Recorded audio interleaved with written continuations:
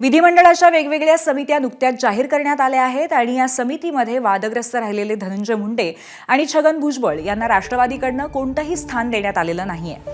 अजित पवार यांनी जाणीवपूर्वक वादग्रस्त असलेले धनंजय मुंडे यांना समितीमध्ये स्थान न देता 2 हात लांब ठेवल्याची जोरदार चर्चा आहे।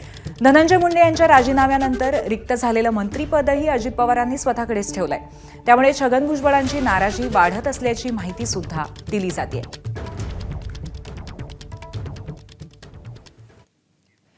कुणाल कामराला टायरमध्ये घालून 3rd डिग्री देऊ, मंत्री शंभूराज देसाईंच्या वक्तव्याचा संजय राऊतांनी समाचार घेतलाय। महाराष्ट्रामध्ये तालिबानी राज्य आलंय असं संजय राऊत म्हणाले। तालिबानी कायद्यानुसार गद्दाराला 100 फटके आणि फाशी दिली जाते असं ते म्हणाले। आम्हाला माननीय मुख्यमंत्री दोन्ही उपमुख्यमंत्र्यांनी संयम बाळगायचं सांगितलं ह्या प्रकरणात, म्हणून आम्ही शांत आहे। शिवसैनिक म्हणून जर आम्ही रस्त्यावर आलो तर ह्यो कामरा कुठल्या गल्ली बोळात आणि बिळात जरी लपला असला तरी त्याच्या शेपटाला धरून त्याला फरफटत आणून आपटायची ताकद शिवसैनिकामध्ये आहे। पण मंत्री म्हणून आम्हाला ते करता येत नसल्यामुळे मर्यादा आहेत। आम्ही आता पोलिसांना सांगू की आमच्या सुद्धा सहनशीलतेचा अंत बघू नका, त्याला आता आहे तिथून उचला आणि मग पोलिसांची टायरातली जी भूमिका असती तुम्हाला सगळ्यांना माहिती आहे, त्या टायरातल्या प्रसाद त्याला एकदा द्या हे आता सांगावं लागेल पोलिसांना।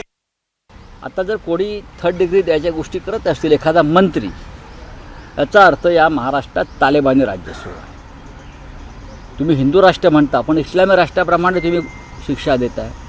मग तसं असेल तर इस्लामी कायद्यानुसार गद्दारांना कोणती शिक्षा देतात माहिती आहे का? हे तुम्ही अफगाणिस्तान आणि इराणमध्ये जाऊन बघा।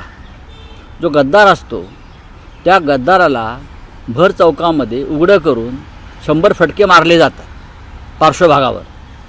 गद्दाराला ही शिक्षा आहे।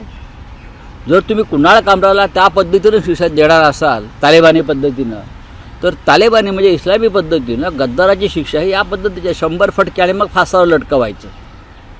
मान्य आहे? मंत्र्यांना वगैरे तुमच्या मान्य असेल तर सांगा, प्रस्ताव आणू आपण तसा एखादा, मग सुरुवात करू तुमच्या मंत्र्यांपासून। एबीपी माझा, उघडा डोळे बघा नीट।